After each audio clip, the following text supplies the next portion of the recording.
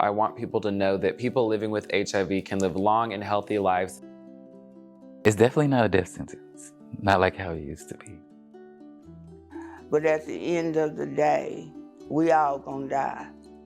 The information that I understand is that I probably won't die of AIDS or HIV, but I wouldn't wish this journey on anyone. And I believe to this day that if I would have known that this was a human disease, not a gay white male disease, maybe life would be different.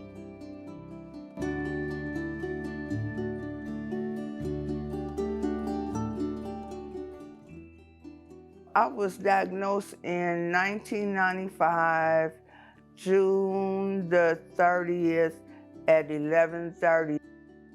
And she was just crying. She said, I'm trying to pull myself together. She said, I am your new doctor. This is my first time having to tell someone about having HIV. I wanted her to know, you got the wrong person's blood. And I told her, I said, because Black women do not get HIV. And she said, sweetheart, I'm sorry that you don't have the correct information. I will get you all the resources and you can see a doctor that knows about it. But before I left that office, I will never forget her words telling me, don't tell a soul for your own safety and protection. I don't want to make it seem like how most people try to make it seem like, it's nothing's changed. Like I'm still, no, I deal with depression. I get depressed a lot, anxiety. I might see a bump that's just weird and think it has something to do, something's going wrong. On my 19th birthday, I went and got tested and everything came back fine. And then the lady there was telling me, come back in 3 months. Even though it come back saying that you're negative, that she said that sometimes it takes a minute if you do have it for it to show up in the system. And then I went back and got tested with a group of friends and everybody came back negative except for me. Yeah. So, that, which is crazy talking about it because I didn't realize how much that's like, I wouldn't say it's a trigger. It was kind of like, dang, because my friends back then were a lot more promiscuous than me. So for me to have that situation in front of them, it was kind of like a lot. The lady told me the only time you need to disclose is when you're dating or, it's a hookup or something. As much as I would love for that to be true, once you tell someone, that then becomes their knowledge. So they can literally go tell everybody. That happened to me. So after that, I literally went home that night. I got on Facebook and wrote a long note, basically just letting them know that I am positive and how I felt about it and all that. Because for me, it was more so about jumping in front of that bus before it just became like people saying, oh, he's trying to hide it.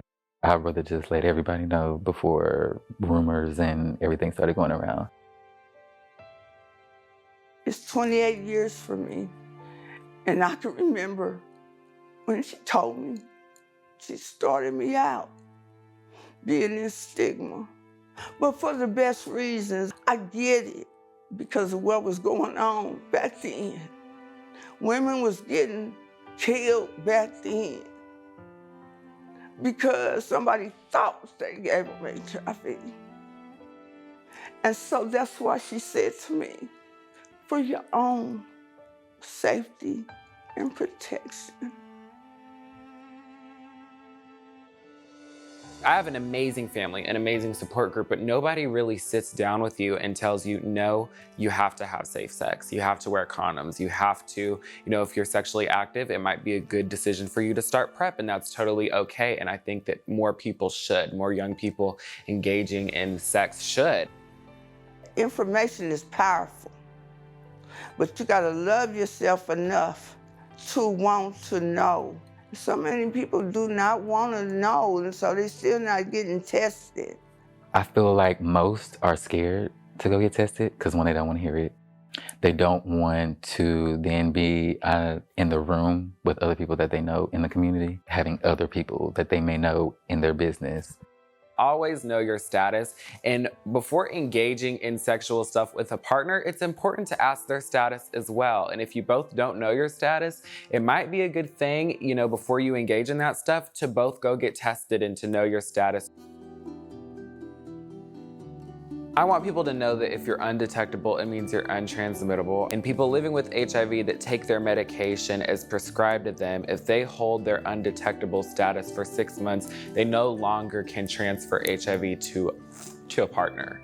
I also want people to know that people with HIV, it can be your sister, it can be your cousin, it can be your aunt, it can be your uncle, it can be your best friend, it can be anyone in your life. So get educated before you talk out of ignorance, because you never know somebody that is ashamed to have HIV and you're saying ignorant things, how it could affect them. You don't know. In my thought and understanding and believing is that living with HIV has not taken anything away from me in order to do my journey. But I know it's played a major part